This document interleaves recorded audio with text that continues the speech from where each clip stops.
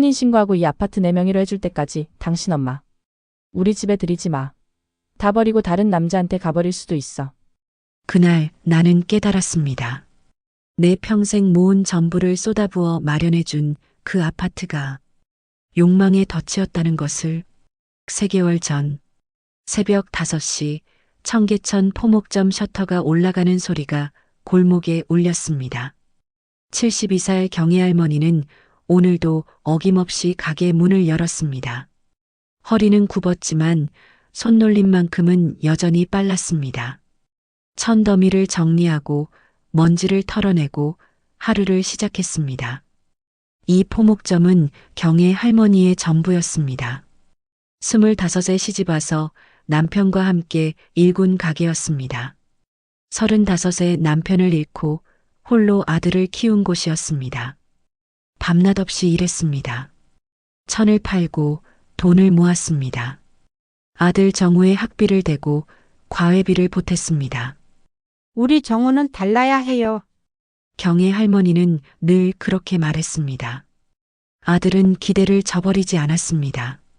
명문대를 나왔습니다. 대기업에 들어갔습니다. 이제는 팀장까지 올랐습니다. 경혜 할머니는 자랑스러웠습니다. 그러나 한 가지 걱정이 있었습니다. 35살이 된 아들에게 아직 배필이 없었던 것입니다. 정우야, 엄마가 죽기 전에 손주 얼굴이라도 봐야 하는데. 전화할 때마다 경혜 할머니는 같은 말을 반복했습니다. 정우는 웃으며 대답했습니다. 엄마, 제가 언제 엄마 말 안 들었어요. 좋은 사람 있으면 꼭 데리고 갈게요. 그리고 작년 가을 정우가 정말로 여자를 데리고 왔습니다. 이름은 유정이었습니다. 30살 청담동 명품 편집숍에서 일한다고 했습니다.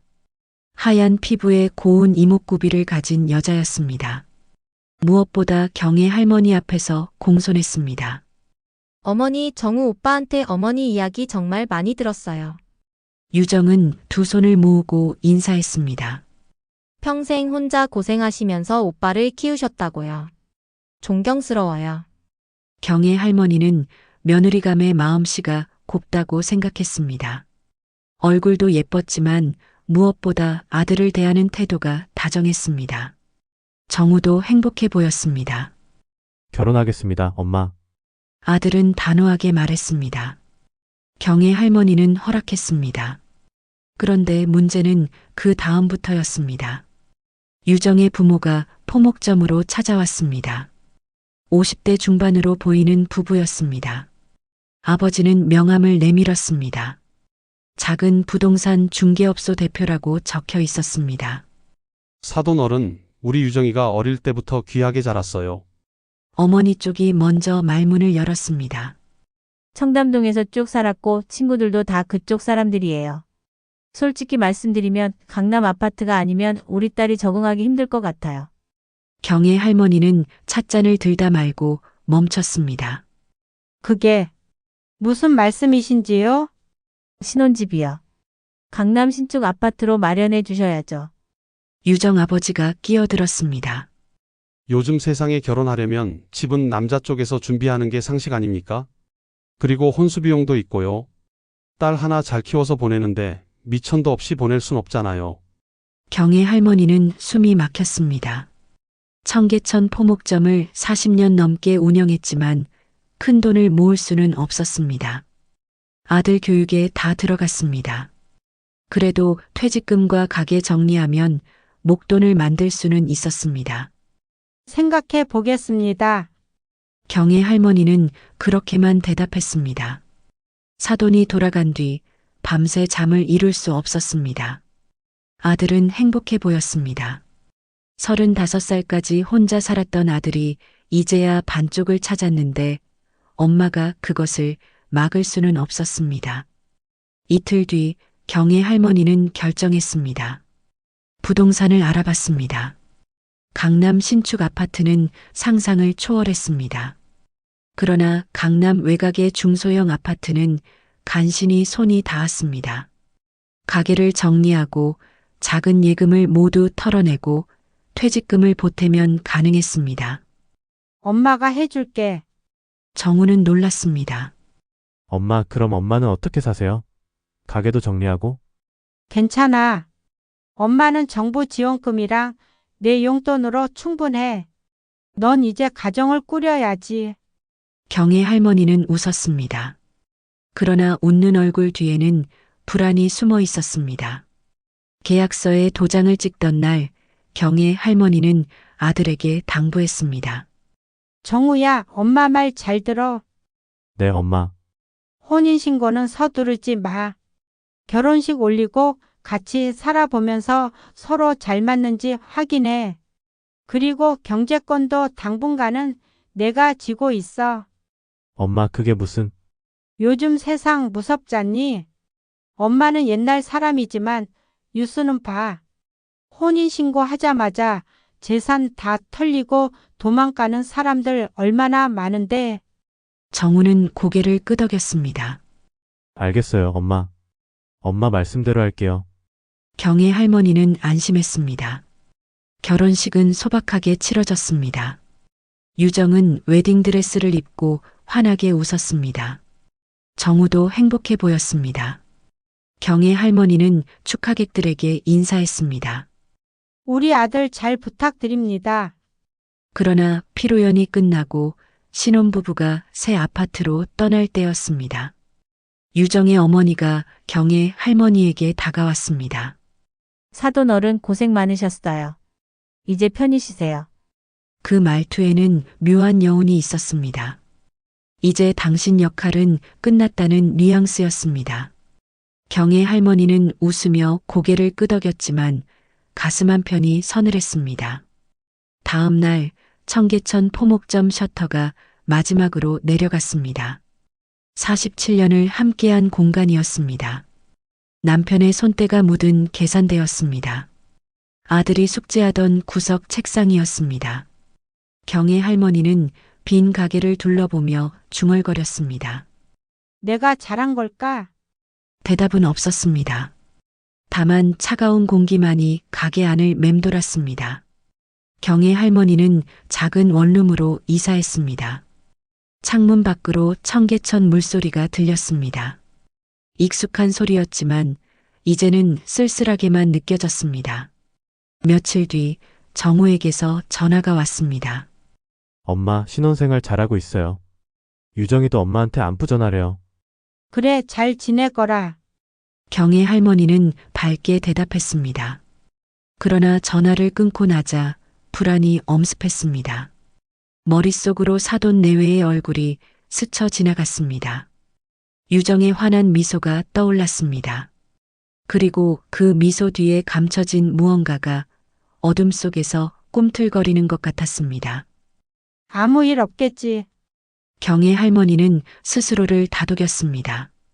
그러나 창밖 청계천 물소리는 마치 무언가를 경고하듯 요란하게 흘러갔습니다. 내 평생 모은 전부를 쏟아부었습니다. 아들의 행복을 위해서라면 무엇이든 할 수 있었지요. 그러나 그날 밤 나는 알지 못했습니다. 내가 마련해준 그 아파트가 어떤 욕망의 무대가 될지를. 결혼식이 끝난 지 석 달이 흘렀습니다. 경의 할머니는 매주 수요일마다 아들 집을 찾았습니다. 원룸에서 지하철로 1시간 거리였지만 반찬을 가득 담은 보자기를 들고 가는 발걸음은 가벼웠습니다. 정우야, 엄마 왔다. 문을 열고 들어서면 며느리 유정이 싹싹하게 반겼습니다. 어머니 또 이렇게 많이 가져오셨어요. 제가 다 할 줄 아는데. 유정은 공손했습니다. 반찬을 냉장고에 넣고 차를 끓여왔습니다. 거실을 깨끗이 치우고 시어머니를 정성껏 대접했습니다. 그러나 경의 할머니는 느꼈습니다. 며느리의 미소가 얼굴까지 닿지 않는다는 것을, 눈빛이 차갑다는 것을, 시어머니가 돌아서면 한숨을 쉰다는 것을. 정우는 어디 갔니? 회사 회식이에요, 어머니. 요즘 프로젝트 때문에 바쁘대요. 유정은 늘 같은 대답을 했습니다. 경의 할머니는 의아했습니다. 아들에게 전화하면 엄마 지금 바빠. 나중에 할게라는 짧은 답만 돌아왔습니다. 예전 같으면 매일 전화하던 아들이었습니다. 어느 수요일 평소처럼 반찬을 들고 아들 집에 갔습니다. 그런데 초인종을 눌러도 아무도 나오지 않았습니다. 이상하네.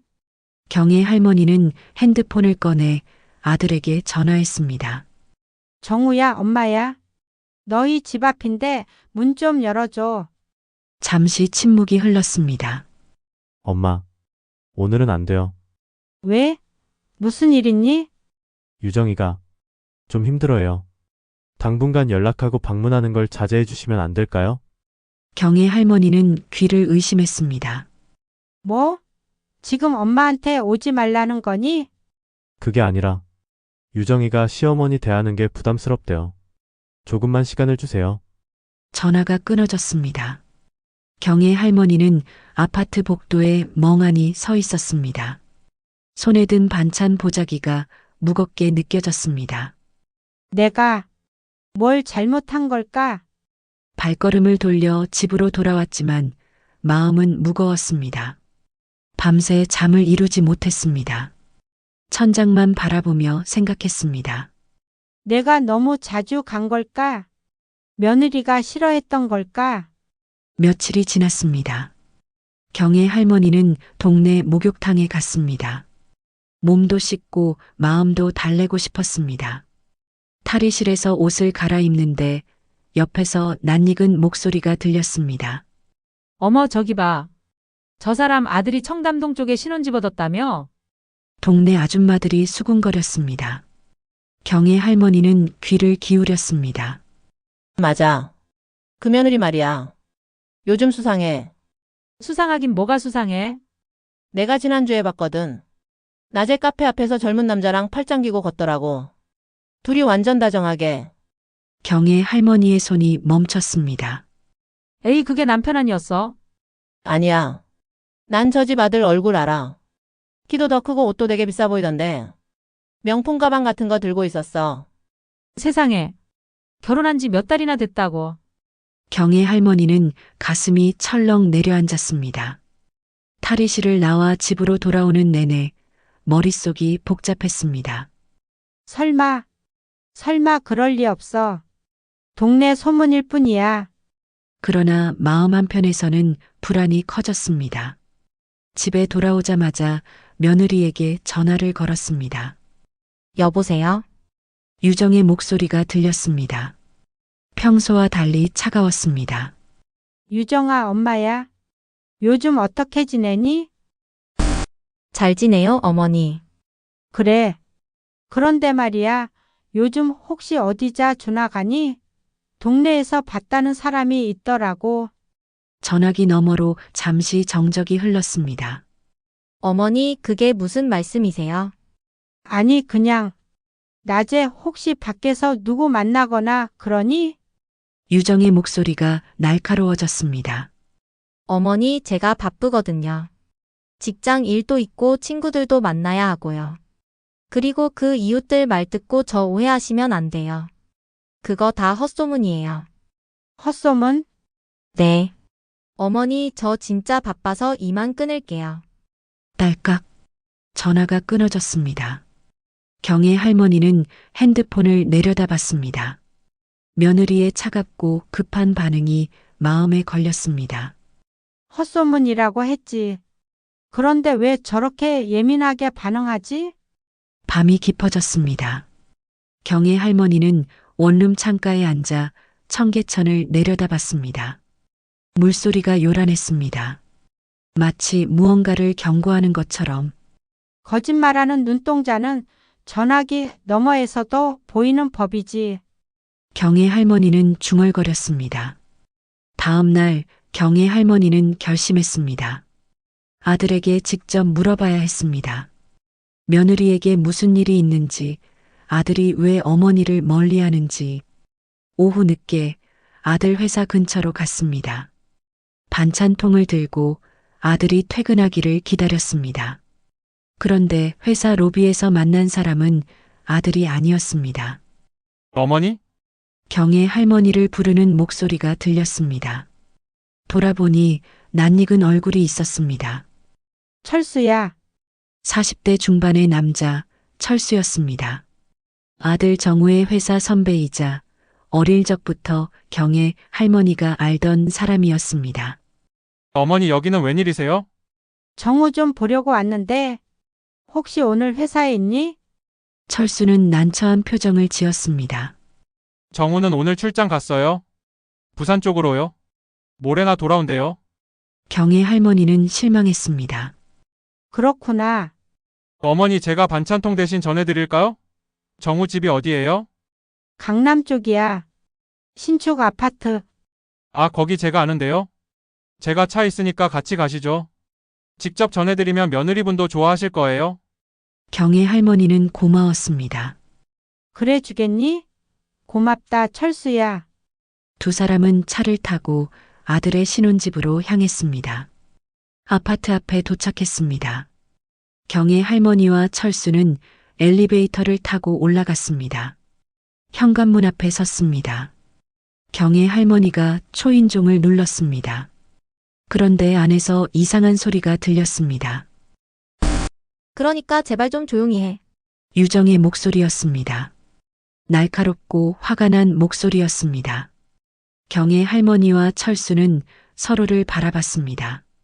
누구랑 싸우는 건가?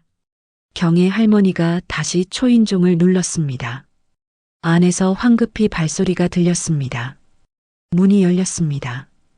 유정이 나타났습니다. 얼굴이 붉고 숨이 가빴습니다. 어머니. 어떡해. 유정의 시선이 경의 할머니 옆에 철수에게 꽂혔습니다. 순간 유정의 얼굴이 하얗게 질렸습니다. 마치 귀신을 본 것처럼 온몸이 사시나무처럼 떨렸습니다. 철수도 유정을 빤히 쳐다봤습니다. 얼굴에 놀람과 당혹감이 스쳤습니다. 유정아, 내가 왜 여기에? 경의 할머니는 두 사람의 반응을 보고 직감했습니다. 이 사람들 서로 아는 사이구나. 그 순간 나는 알았습니다. 동네 소문이 헛소문이 아니었다는 것을, 그리고 며느리에게 숨겨진 과거가 있다는 것을. 그러나 나는 아직 몰랐습니다. 그 과거가 얼마나 추악한지를. 유정은 입술을 파르르 떨며 대답하지 못했습니다. 눈동자만 좌우로 흔들렸습니다. 경의 할머니는 더욱 혼란스러웠습니다. 철수야, 너 우리 며느리를 아니? 철수는 잠시 말을 멈췄습니다. 그리고 깊은 한숨을 내쉬었습니다. 알죠. 너무 잘 알고 말고요. 그의 목소리는 무거웠습니다. 유정이 급히 끼어들었습니다. 저기. 오해예요. 우리는 그냥. 그냥 철수가 유정을 가로막았습니다. 정우 어머니 앞에서 거짓말까지 할 거야? 경의 할머니는 가슴이 철렁 내려앉았습니다.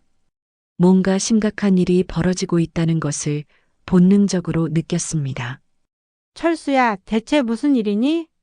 철수는 잠시 망설이다가 고개를 돌려 유정을 바라봤습니다. 내가 직접 말할래? 아니면 내가 말할까?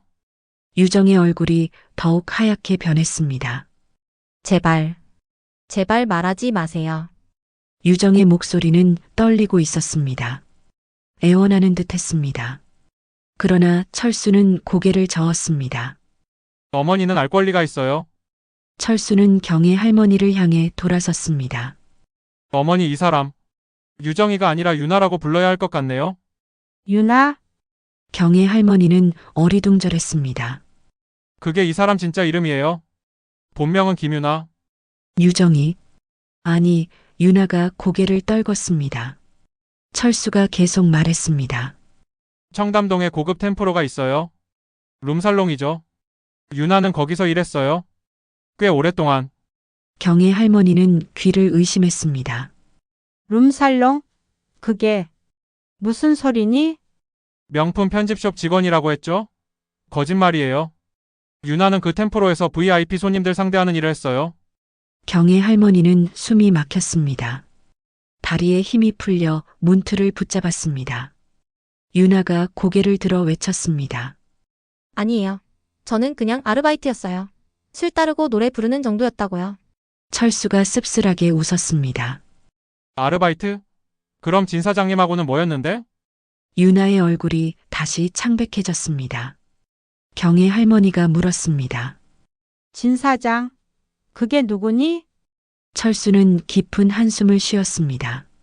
제 오랜 지인이에요. 사업하시는 분인데. 유나는 그분의 여자였어요. 숨겨둔 정보였죠. 뭐라고? 경의 할머니는 비틀거렸습니다. 진 사장님이 유나한테 얼마나 많은 돈을 쏟아부었는지 몰라요. 명품 가방, 옷, 보석, 심지어 아파트까지 사주려고 했어요. 유나가 울음을 터뜨렸습니다. 그건 옛날 일이에요. 저는 이제 그 사람하고 아무 관계도 없어요. 정말? 철수의 목소리가 차갑게 식었습니다. 그럼 왜 석 달 전까지 진 사장님 만났어? 내가 직접 봤는데. 경의 할머니는 온몸이 얼어붙었습니다. 석 달 전? 그럼 정우하고 결혼한 후에도? 철수가 고개를 끄덕였습니다. 제가 우연히 청담동 카페에서 봤어요. 유나가 진 사장님이랑 팔짱 끼고 걷는 거. 그때 저는 이상하다고 생각했죠. 유나가 왜 아직도 진 사장님이랑. 거짓말이에요. 유나가 소리쳤습니다. 그날은 마지막으로 정리하러 만난 거예요. 더 이상 만나지 않겠다고 말하러 간 거라고요. 경의 할머니는 머리가 어지러웠습니다. 모든 것이 혼란스러웠습니다. 그럼 너는 우리 정우를 왜 만난 거니? 왜 결혼까지 한 거야? 유나는 대답하지 못했습니다. 고개만 떨군 채 울고 있었습니다. 철수가 대신 말했습니다. 어머니, 제 생각엔 유나가 정우를 이용한 것 같아요. 이용? 네. 진 사장님한테서 벗어나려면 다른 남자가 필요했을 거예요. 그리고 안정적인 생활도 필요했겠죠. 정우는 딱 그런 조건이었던 거예요. 경의 할머니는 분노가 치밀어 올랐습니다. 그럼 처음부터 우리 정우는 이용당한 거였어? 유나가 고개를 저었습니다. 아니에요. 처음엔 그랬을지 몰라도 지금은 정말 정우 오빠를 사랑해요. 사랑? 경의 할머니의 목소리가 떨렸습니다. 내가 감히 사랑이라는 말을 해? 그럼 왜 혼인신고를 안 한 거야? 왜 자꾸 아파트를 내 명의로 달라고 한 거야? 유나는 대답하지 못했습니다. 경의 할머니는 모든 것을 깨달았습니다. 유나의 목적은 처음부터 명확했습니다. 아파트였습니다. 안정적인 재산이었습니다. 내가 내 평생 모은 돈으로 사준 그 집을 내가 가지려고 한 거구나. 경의 할머니의 눈에서 눈물이 흘러내렸습니다. 우리 정우는 내게 그냥 돈줄이었던 거지? 유나가 무릎을 꿇었습니다. 어머니, 제발 오해하지 마세요. 저는 정말 정우 오빠를. 입 닥쳐. 경의 할머니는 참았던 분노가 폭발했습니다. 손을 들어 유나의 뺨을 때렸습니다. 짝! 따기 소리가 복도에 울렸습니다. 유나는 뺨을 감싸쥐고 주저앉았습니다. 경의 할머니는 숨을 몰아쉬었습니다. 가슴이 찢어지는 것 같았습니다. 내가 얼마나 힘들게 그 돈을 모았는데 40년 넘게 포목점에서 일했어. 아침부터 밤까지 허리 한번 제대로 못 펴고 일했다고. 그렇게 모은 돈으로 우리 정우 대학 보내고 결혼 준비해줬어. 경의 할머니의 목소리는 떨렸습니다. 그런데 너는 그 모든 것을 내 욕심 채우는데 쓰려고 한 거야. 유나는 울기만 했습니다. 철수가 경의 할머니를 부축했습니다. 어머니, 진정하세요. 건강 상하십니다. 경의 할머니는 고개를 저었습니다. 아니야. 나 괜찮아. 이 일은 끝까지 봐야 해. 경의 할머니는 유나를 내려다봤습니다. 너 지금 당장 정우한테 전화해. 그리고 모든 걸 고백해. 유나는 고개를 저었습니다. 싫어요. 저는 정우 오빠를 잃고 싶지 않아요. 잃고 싶지 않아? 경의 할머니는 헛웃음이 나왔습니다. 너한테 우리 정우는 처음부터 내 것이 아니었어. 넌 그저 거짓말로 우리를 속인 거야. 유나가 경의 할머니의 바지 끝을 붙잡았습니다. 어머니, 제발. 제발 정우 오빠한테 말하지 마세요. 제가 잘못했어요. 제가 다 잘못했어요. 앞으로 잘할게요. 정말 잘할게요. 경혜 할머니는 유나의 손을 뿌리쳤습니다. 이제 와서 빌어봤자 소용없어. 내가 한 짓을 정우가 알아야 해. 경혜 할머니는 돌아섰습니다. 유나가 다시 외쳤습니다. 어머니, 만약 정우 오빠한테 말하면 저도 가만히 있지 않을 거예요. 경혜 할머니는 멈춰 섰습니다. 천천히 돌아봤습니다. 뭐라고? 유나의 눈빛이 변했습니다. 슬픔과 두려움이 사라지고 차갑고 날카로운 무언가가 번뜩였습니다. 제가 정우 오빠한테 말할 거예요. 어머니가 저를 때렸다고. 어머니가 저를 집에서 쫓아내려 한다고. 그럼 정우 오빠는 누구 편을 들까요? 경혜 할머니는 온몸이 떨렸습니다. 너 정말 유나는 일어서서 말했습니다. 저도 선택할 수 있어요. 어머니가 저를 몰아붙이면 저도 가만히 있지 않을 거예요. 경혜 할머니는 말문이 막혔습니다. 철수가 끼어들었습니다. 유나 그게 협박이야? 협박이 아니라 경고예요. 유나는 차갑게 말했습니다. 저는 이 집을 포기할 수 없어요. 절대로. 경혜 할머니는 유나의 진짜 모습을 봤습니다. 그 안에는 사랑도 미안함도 없었습니다. 오직 욕심과 집착만이 가득했습니다. 좋아. 경혜 할머니는 천천히 말했습니다. 내가 협박을 하든 뭐라든 나는 정우한테 진실을 말할 거야. 그게 내 의무니까. 경혜 할머니는 철수와 함께 엘리베이터로 향했습니다. 뒤에서 유나의 목소리가 들렸습니다. 후회할 거예요, 어머니. 절대 후회할 거라고요. 엘리베이터 문이 닫혔습니다. 경혜 할머니는 주저앉았습니다. 다리에 힘이 풀렸습니다. 철수야, 네, 어머니. 내가 뭘 잘못한 걸까? 왜 저런 여자를 며느리로 받아들인 걸까? 철수가 경혜 할머니의 어깨를 두드렸습니다. 어머니 잘못이 아니에요. 유나가? 아니, 유정이가 너무 교묘하게 속인 거예요? 경혜 할머니는 고개를 저었습니다. 아니야. 나도 책임이 있어.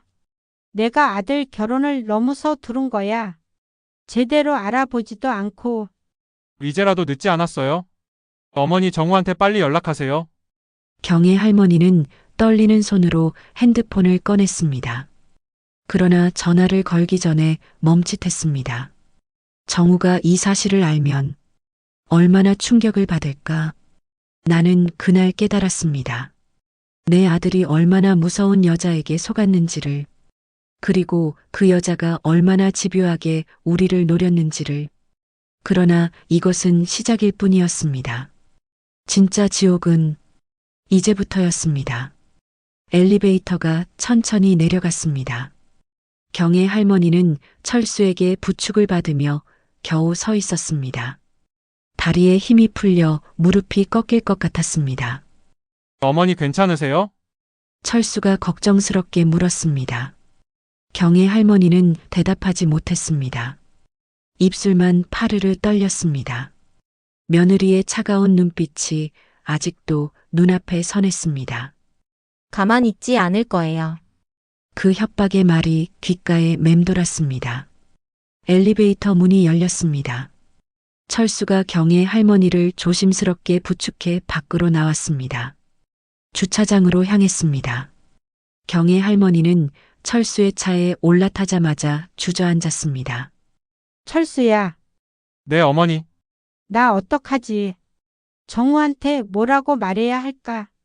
경혜 할머니의 목소리는 떨리고 있었습니다. 철수는 잠시 망설이다가 말했습니다. 어머니 지금 당장 정우한테 전화하세요. 출장 중이라도 알아야 해요. 경혜 할머니는 떨리는 손으로 핸드폰을 꺼냈습니다. 정우의 번호를 눌렀습니다. 신호음이 길게 울렸습니다. 여보세요, 엄마? 정우의 목소리가 들렸습니다. 밝고 활기찼습니다. 경혜 할머니는 목이 메었습니다. 정우야, 엄마? 무슨 일이에요? 목소리가 왜 그래요? 정우야, 엄마가 너한테 해야 할 말이 있어. 무슨 말이요? 무슨 일 있어요? 경의 할머니는 깊은 숨을 들이쉬었습니다. 유정이, 아니, 내 아내 말이야. 그 사람이 말을 잇기가 힘들었습니다. 어디서부터 어떻게 말해야 할지 몰랐습니다. 철수가 옆에서 조용히 말했습니다. 제가 말씀드릴까요? 경의 할머니는 고개를 끄덕였습니다. 철수가 핸드폰을 받았습니다. 정우야, 나 철수 형이야. 형? 형이 왜 우리 엄마 핸드폰으로? 지금부터 내가 하는 말 잘 들어. 충격적일 수 있는데 사실이야. 철수는 천천히 말했습니다. 유정의 본명이 유나라는 것, 청담동 고급 템프로에서 일했다는 것, 진 사장의 정부였다는 것, 그리고 결혼 후에도 진 사장을 만났다는 것. 전화기 너머로 정우의 침묵이 흘렀습니다. 정우야? 들었어? 거짓말이죠? 정우의 목소리는 떨리고 있었습니다. 거짓말이면 좋겠지만 사실이야. 내가 직접 봤어. 그리고 유정이? 아니, 유나도 부인하지 않았어. 말도 안 돼. 정우의 목소리가 점점 작아졌습니다. 지금 당장 들어와. 어머니가 너를 기다리고 계셔. 전화가 끊어졌습니다. 경의 할머니는 눈물을 흘렸습니다. 아들이 받을 충격이 너무나 두려웠습니다. 다음 날 저녁 정우가 돌아왔습니다. 경의 할머니의 원룸에 도착한 정우는 완전히 달라져 있었습니다. 얼굴은 창백했고 눈은 충혈되어 있었습니다. 엄마, 정우는 경의 할머니를 보자마자 무너졌습니다. 엄마 정말이에요? 유정이가 정말 그런 사람이었어요? 경의 할머니는 아들을 끌어안았습니다. 미안해, 정우야. 엄마가 제대로 알아보지 못해서. 아니에요. 제가 바보였어요. 제가 속은 거예요. 정우는 울었습니다. 35살 어른이 어머니 품에서 아이처럼 울었습니다. 한참을 울고 난 후 정우가 말했습니다. 엄마, 저 이혼할 거예요. 이혼? 혼인신고도 안 했으니까 법적으로는 문제 없어요.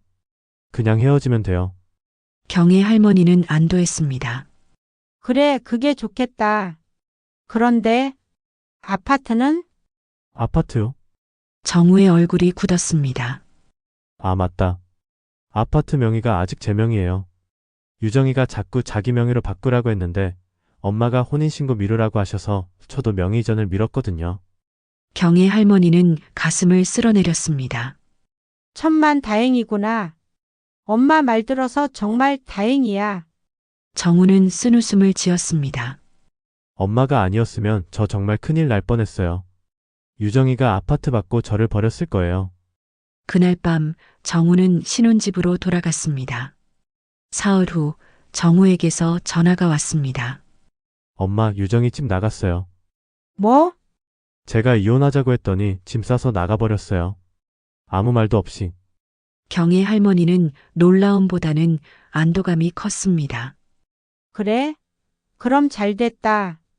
이제 끝난 거니? 아직 아니에요. 유정이가 위자료를 요구할 수도 있어요. 위자료? 무슨 위자료? 혼인신고도 안 했는데? 그래도 사실혼 관계였으니까 법적으로 다툴 수 있대요. 제가 변호사랑 상담했어요. 경의 할머니는 한숨을 쉬었습니다. 알았어. 엄마가 변호사 비용은 댈게. 엄마, 그러지 마세요. 제가 됐어. 이건 엄마 책임이기도 해. 엄마가 제대로 알아보지 못한 거니까. 그러나 예상과 달리 유정은 아무런 연락도 하지 않았습니다. 위자료 청구도 없었습니다. 그저 조용히 사라졌습니다. 한 달이 지났습니다. 경의 할머니는 서서히 안정을 찾아갔습니다. 정우도 회사 일에 집중하며 상처를 치유하고 있었습니다. 어느 날 철수에게서 전화가 왔습니다. 어머니, 저 철수예요. 철수야, 잘 지내니? 네. 그런데 어머니 유정이? 아니, 유나에 대해 소식 들으셨어요? 무슨 소식? 철수는 잠시 망설이다가 말했습니다. 유나가 진 사장님한테 돌아갔대요. 경혜 할머니는 예상했던 일이었습니다. 그래? 결국 그렇게 됐구나. 그런데 문제가 있어요. 진 사장님이 유나 때문에 파산 직전이래요. 유나가 엄청난 돈을 요구하고 있다는데? 경혜 할머니는 씁쓸했습니다. 그 여자는 끝까지 돈만 밝히는구나. 어머니 조심하세요. 유나가 혹시 정우나 어머니한테 다시 연락할 수도 있어요. 알았어. 조심할게. 전화를 끊고 나서 경혜 할머니는 생각했습니다. 유정이, 아니, 유나는 결국 자기가 원하는 걸 얻지 못했구나. 아파트도, 정우도, 안정적인 생활도 모든 것을 잃었습니다. 그리고 정우는 살아났습니다. 경혜 할머니가 혼인신고를 미루라고 당부한 덕분이었습니다. 만약 혼인신고를 했다면, 아파트를 유나 명의로 바꿨다면, 정우는 아무것도 남지 않았을 것입니다. 천만 다행이야. 경혜 할머니는 중얼거렸습니다. 2달 후 정우는 새로운 사람을 만났습니다. 변호사였습니다. 이름은 수진이었습니다. 정우가 유나 문제로 상담하던 중에 만난 사람이었습니다. 엄마 소개할 사람이 있어요. 정우는 수진을 데리고 경혜 할머니를 찾아왔습니다. 수진은 차분하고 지적인 여성이었습니다. 화려하지 않았지만 속이 깊어 보였습니다. 어머니 처음 뵙겠습니다. 저는 최수진이라고 합니다. 수진은 공손하게 인사했습니다. 경혜 할머니는 수진을 보며 생각했습니다. 이 사람은 다르구나. 수진의 눈빛에는 유나처럼 욕심이 보이지 않았습니다. 대신 따뜻함과 진심이 느껴졌습니다. 우리 정우가 폐를 많이 끼쳤죠? 아니에요. 제가 도와드릴 수 있어서 기뻤어요. 수진은 웃었습니다. 그날 이후 경혜 할머니는 조금씩 마음의 평화를 찾았습니다. 정우는 수진과 천천히 관계를 쌓아갔습니다. 급하지 않았습니다. 서로를 알아가는 시간을 가졌습니다. 경혜 할머니는 그 모습을 보며 안심했습니다. 이번에는 진짜구나. 6개월 후 정우와 수진이 결혼했습니다. 이번에는 조촐하게 가족들만 모여 식사를 했습니다. 화려한 결혼식도 비싼 예물도 없었습니다. 다만 진심만이 있었습니다. 수진은 경혜 할머니에게 말했습니다. 어머니, 제가 정우 오빠를 잘 돌볼게요. 그리고 어머니도 잘 모실게요. 경혜 할머니는 눈물을 흘렸습니다. 이번에는 기쁨의 눈물이었습니다. 고맙다, 수진아. 우리 정우 잘 부탁해. 정우는 어머니를 꼭 껴안았습니다. 엄마 고마워요. 엄마 덕분에 제가 살았어요. 경혜 할머니는 아들의 등을 토닥였습니다. 엄마가 뭘 했다고. 넌 원래 복이 있는 아이야. 그날 밤 경혜 할머니는 창가에 앉아 청계천을 내려다봤습니다. 물소리가 평화롭게 흘렀습니다. 정우가 행복하면 됐어. 그것으로 충분했습니다. 40년 넘게 포목점에서 일하며 모은 돈, 그 돈으로 마련한 아파트, 그 모든 것이 유나에게 넘어갈 뻔했습니다. 그러나 정우는 살아났습니다. 그리고 이제는 진짜 사랑하는 사람과 함께였습니다. 경혜 할머니는 만족했습니다. 그러나 마음 한편에는 여전히 불안이 남아 있었습니다. 유나는 지금 어디서 뭘 하고 있을까? 1년이 흘렀습니다. 정우와 수진은 행복한 신혼생활을 시작했습니다. 경혜 할머니도 서서히 평화를 찾아갔습니다.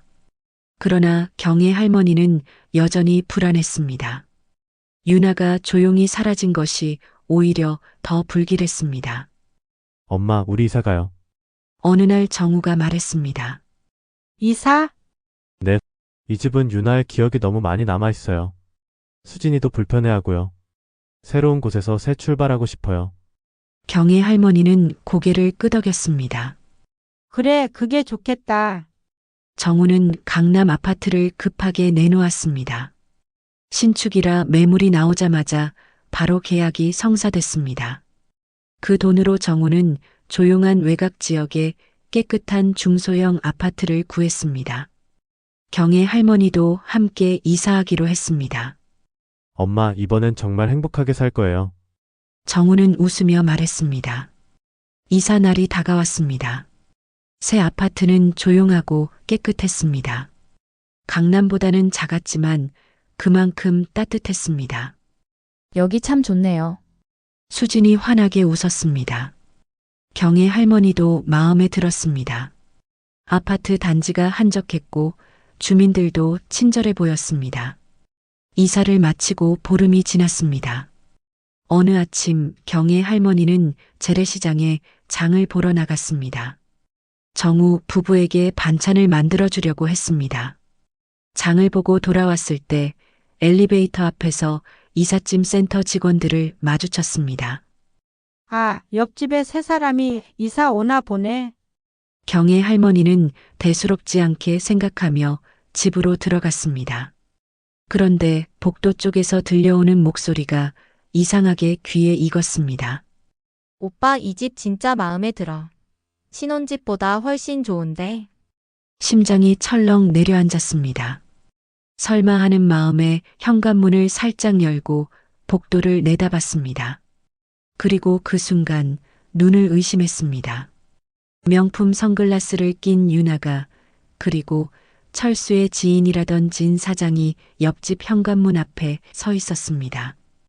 유나는 진 사장의 팔에 매달려 교태를 부리고 있었습니다.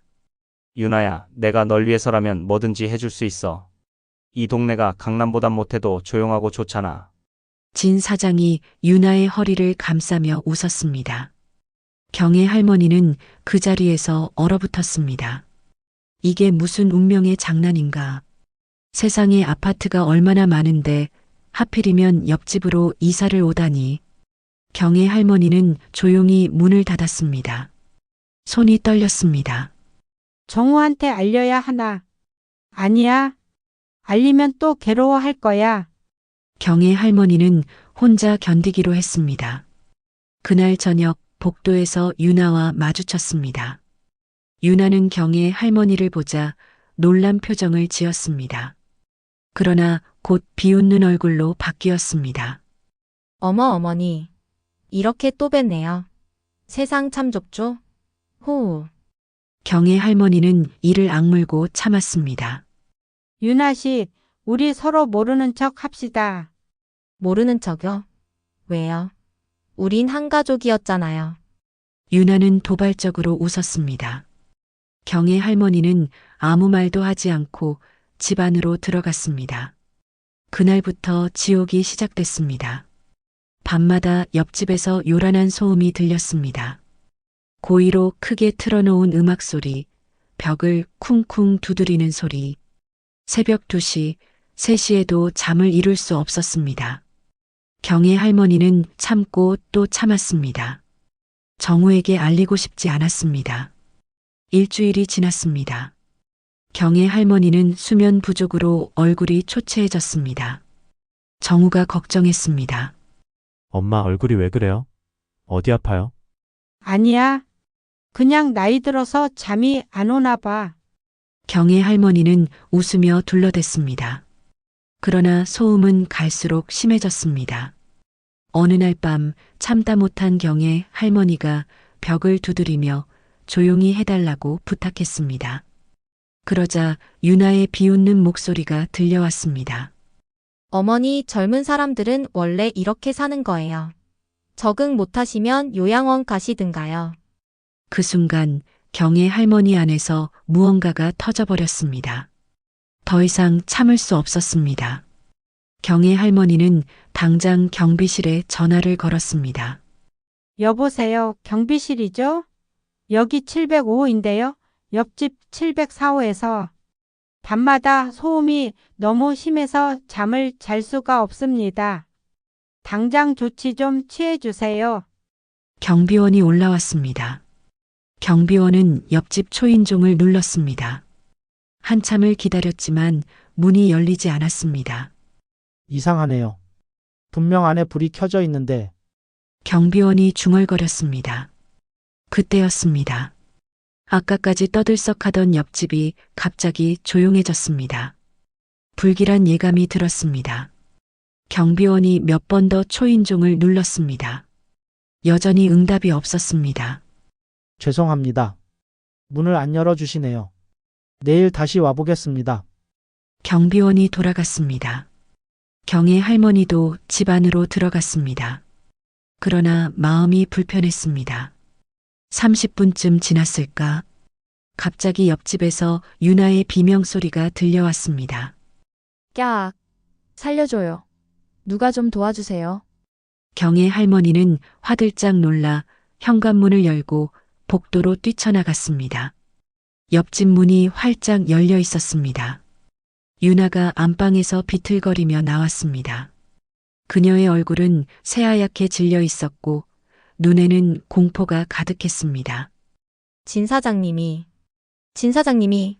유나는 말을 잇지 못했습니다. 경의 할머니는 안으로 들어갔습니다. 안방에는 진 사장이 침대에 쓰러져 있었습니다. 이미 숨이 끊어진 상태였습니다. 119, 빨리 119 불러요. 경의 할머니가 소리쳤습니다. 곧 119가 도착했습니다. 구급대원들이 진 사장을 확인했습니다. 이미 사망하셨습니다. 심장마비로 보입니다. 구급대원이 말했습니다. 유나는 그 자리에 주저앉아 울기 시작했습니다. 아니야. 이럴 수 없어. 경찰이 도착했습니다. 간단한 조사가 이뤄졌습니다. 진 사장은 유나와의 관계 중 심장마비로 즉사한 것으로 밝혀졌습니다. 이른바 복상사였습니다. 경의 할머니는 그 광경을 멍하니 바라봤습니다. 욕망으로 얻은 것은 욕망으로 망하는 법. 하늘이 내린 벌이 이렇게 빨리 올 줄이야. 사흘 후 진 사장의 장례식이 열렸습니다. 그러나 장례식은 초라했습니다. 진 사장의 가족들은 아무도 오지 않았습니다. 유나 혼자 장례식장을 지켰습니다. 장례식이 끝난 후 유나는 충격적인 사실을 알게 됐습니다. 진 사장은 이미 파산 직전이었습니다. 빚더미에 앉아 있었습니다. 그가 살던 아파트도 전세였고 유나에게 사준다던 명품들도 모두 카드 돌려막기로 산 것이었습니다. 유나가 가진 것은 아무것도 없었습니다. 오히려 진 사장의 빚만 남았습니다. 며칠 후 채권자들이 찾아왔습니다. 당신이 진 사장 정부죠. 빚 갚으세요. 유나는 아파트에서 쫓겨났습니다. 경의 할머니는 복도에서 짐을 싸며 오열하는 유나를 마주쳤습니다. 유나는 더 이상 명품 옷도 화려한 화장도 하지 않았습니다. 그저 남루한 옷에 부스스한 머리로 주저앉아 울고 있었습니다. 이럴 수는 없어. 내가 가진 게 아무것도 없다니. 빚만 남았다니. 이건 말도 안 돼. 유나가 절규했습니다. 경의 할머니는 그녀를 지나쳐 걸으며 차가운 목소리로 말했습니다. 유나 씨, 욕심이 과하면 결국 이렇게 되는 법이에요. 사람은 제 그릇만큼만 담을 수 있는 거랍니다. 유나는 고개를 들어 경의 할머니를 쏘아봤습니다. 그 눈에는 증오와 원망이 가득했습니다. 이게 다 어머니 때문이에요. 어머니가 나를 이렇게 만든 거예요. 유나가 소리쳤습니다. 경의 할머니는 대꾸하지 않았습니다. 더 이상 그녀에게 할 말이 없었습니다. 엘리베이터에 올라 창밖을 내다봤습니다. 유나는 짐을 실은 낡은 트럭에 올라타 어디론가 사라졌습니다. 그날 밤 경의 할머니는 정우에게 모든 이야기를 털어놨습니다. 정우는 한동안 말없이 창밖을 바라보다가 한숨을 길게 내쉬었습니다. 엄마, 제가 그때 혼인신고를 안 한 게 정말 천만다행이네요. 엄마가 아니었으면 저 정말 큰일 날 뻔했어요. 경의 할머니는 정우의 손을 꼭 잡았습니다. 이제 끝났어. 이제 정말 끝난 거야. 그러나 경의 할머니의 가슴 한구석에는 여전히 불길한 예감이 남아 있었습니다. 욕망에 눈이 먼 사람은 끝까지 발악한다는 것을 나는 너무나 잘 알고 있었습니다. 그리고 그 예감은 틀리지 않았습니다. 석 달이 지났습니다. 어느 퇴근길 저녁 정우가 집에 들어서기도 전에 현관 앞에서 울부짖는 여자의 목소리가 들려왔습니다. 정우 오빠, 나 좀 살려줘. 제발 다시 시작하자. 내가 잘못했어. 경애 할머니는 창문 너머로 그 모습을 내려다봤습니다. 유나였습니다. 머리는 산발이 되었고 옷은 남루했으며 무릎을 꿇고 정우에게 매달리고 있었습니다. 경애 할머니는 이를 악물었습니다. 아직 끝나지 않았구나. 이 지독한 악연은 아직 끝나지 않았어. 세상에는 후회해도 돌이킬 수 없는 일들이 있습니다. 하지만 욕망에 눈이 먼 사람은 그것조차 깨닫지 못합니다. 유나는 자신이 저지른 악행의 대가를 치르면서도 여전히 우리에게 매달리려 하고 있었습니다.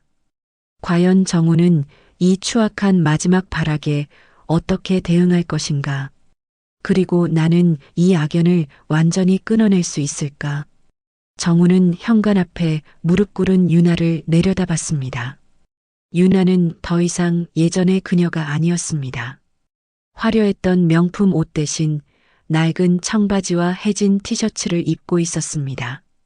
한때 반짝이던 머리는 기름기로 뭉쳐 있었고 얼굴은 야위어 광대뼈가 튀어나와 있었습니다. 정우 오빠, 내가 정말 잘못했어. 다시 시작하자. 유나는 울먹이며 정우의 바지를 붙잡았습니다. 정우는 한 발짝 뒤로 물러섰습니다. 표정은 차갑고 단호했습니다. 손 치워요. 오빠, 나 당신 없으면 정말 죽어. 빚쟁이들한테 쫓기고 있어. 갈 데도 없고. 제발 한 번만 용서해줘. 유나의 목소리는 점점 절박해졌습니다. 경애 할머니는 창문 너머로 그 광경을 지켜보고 있었습니다. 가슴 한편이 답답했습니다. 정우는 주머니에서 무언가를 꺼냈습니다. 소금이었습니다. 뭐 하는 거야? 유나가 놀라서 물었습니다. 정우는 말없이 유나에게 소금을 뿌렸습니다. 한 줌, 두 줌. 꺼져요. 당신 같은 더러운 사람은 내 집 앞에 얼씬도 하지 마. 정우의 목소리는 얼음장처럼 차가웠습니다. 오빠, 당신이 나한테 했던 짓 기억해요. 우리 엄마한테 했던 짓은 다 잊었어요. 정우는 계속 소금을 뿌렸습니다. 나는 이미 다른 사람과 재혼했어요. 똑똑하고 능력 있는 변호사와 말이에요. 당신 같은 사람은 내 인생에서 완전히 지워졌어요. 유나의 얼굴이 창백해졌습니다. 재혼?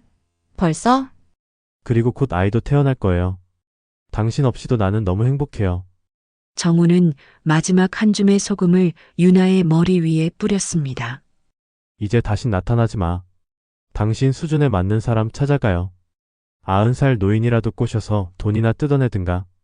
정우는 돌아서서 집 안으로 들어갔습니다. 유나는 그 자리에 주저앉아 울부짖었습니다. 이럴 수가. 이럴 수가 없어. 경애 할머니는 창문을 닫았습니다. 더 이상 볼 필요가 없었습니다. 정우가 집에 들어왔습니다. 얼굴은 굳어 있었지만 눈빛은 흔들리지 않았습니다. 엄마 괜찮아요. 이제 정말 끝이에요. 경애 할머니는 아들을 끌어안았습니다. 그래. 이제 끝이야. 우리 정우 정말 잘했어. 그날 밤 유나는 아파트 단지를 떠났습니다. 다시는 나타나지 않았습니다. 세월이 흘렀습니다. 8개월 후 수진이 아들을 낳았습니다.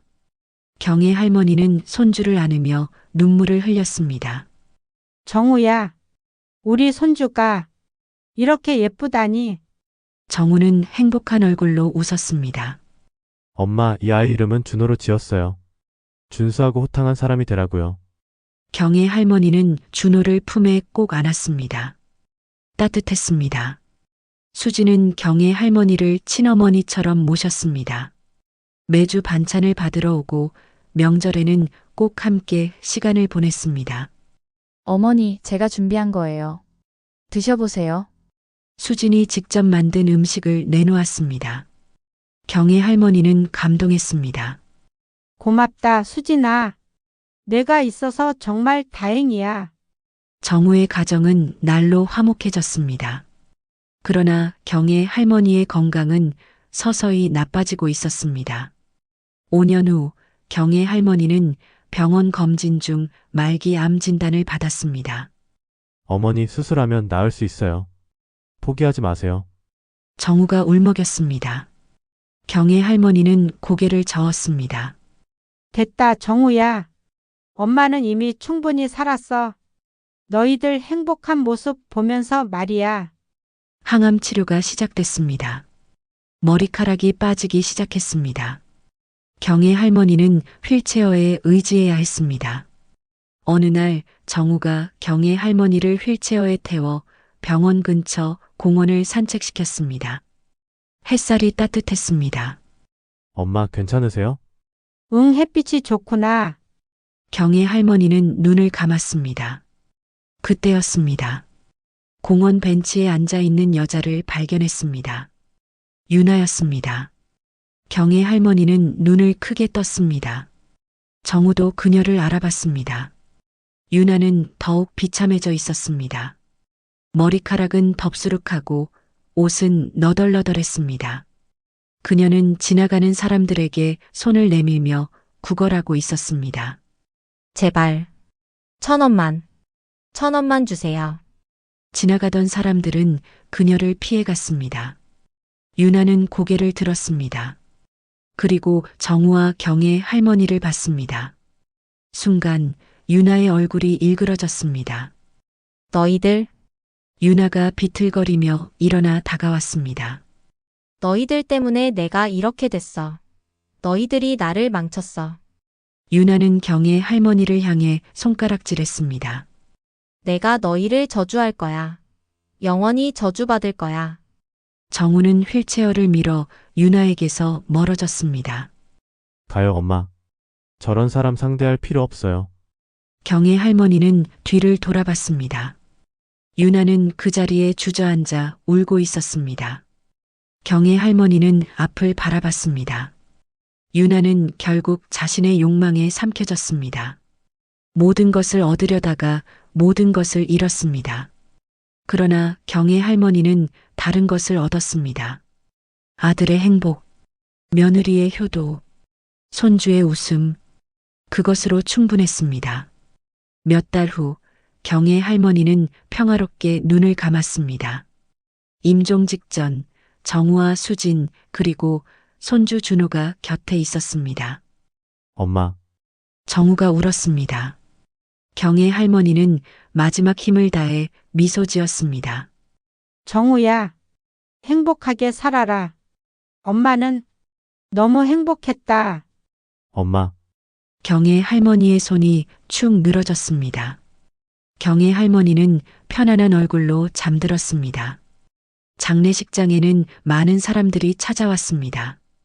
청계천 포목점 시절 단골 손님들, 정우의 회사 동료들, 그리고 수진의 가족들, 모두가 경혜 할머니를 추억했습니다. 정말 훌륭한 분이셨어요. 아드님을 위해 평생을 사셨죠. 이제 편히 쉬실 거예요. 장례식이 끝나고 정우는 경혜 할머니의 유품을 정리했습니다. 낡은 일기장 하나가 나왔습니다. 정우는 조심스럽게 펼쳤습니다. 마지막 페이지에 경혜 할머니의 글씨가 적혀 있었습니다. 내 평생 가장 힘든 싸움은 아들의 행복을 앗아가려던 악한 인연과의 싸움이었다. 욕망으로 시작된 것은 욕망으로 끝나는 법. 그러나 세상에는 복만큼이나 벌도 분명히 존재한다. 정우야, 엄마는 내가 행복하기만 바란다. 사람은 고쳐 쓰는 것이 아니란다. 처음부터 좋은 사람을 만나야 해. 수진이를 잘 만났구나. 엄마는 너무 행복하다. 정우는 일기장을 꼭 안고 울었습니다. 엄마, 고마워요. 정말 고마워요. 세월이 또 흘렀습니다. 10년 후 정우는 회사에서 임원이 됐습니다. 수지는 유능한 변호사로 성공했습니다. 준호는 건강하고 밝은 소년으로 자랐습니다. 어느 날 준호가 물었습니다. 아빠 할머니는 어떤 분이셨어? 정우는 준호를 안으며 말했습니다. 할머니는 세상에서 가장 강하고 지혜로운 분이셨단다. 아빠를 지켜주셨고 우리 가족을 지켜주셨어. 할머니 보고 싶어요. 정우는 하늘을 올려다봤습니다. 할머니는 지금 하늘에서 우리를 지켜보고 계실 거야. 우리가 행복하면 할머니도 행복하실 거야. 준호는 고개를 끄덕였습니다. 그날 밤 정우는 경혜 할머니의 사진 앞에 섰습니다. 엄마, 저 잘 살고 있어요. 엄마 말씀 잊지 않고 있어요. 사람은 고쳐 쓰는 게 아니라는 것. 처음부터 좋은 사람을 만나야 한다는 것. 엄마 덕분에 저는 구원받았어요. 정말 고마워요. 사진 속 경혜 할머니는 따뜻하게 미소 짓고 있었습니다. 어딘가에서 유나는 여전히 방황하고 있을 것입니다. 욕망에 삼켜진 채로. 그러나 정우의 가족은 행복했습니다. 진정한 사랑과 지혜로 지켜낸 행복이었습니다. 세상에는 두 가지 길이 있습니다.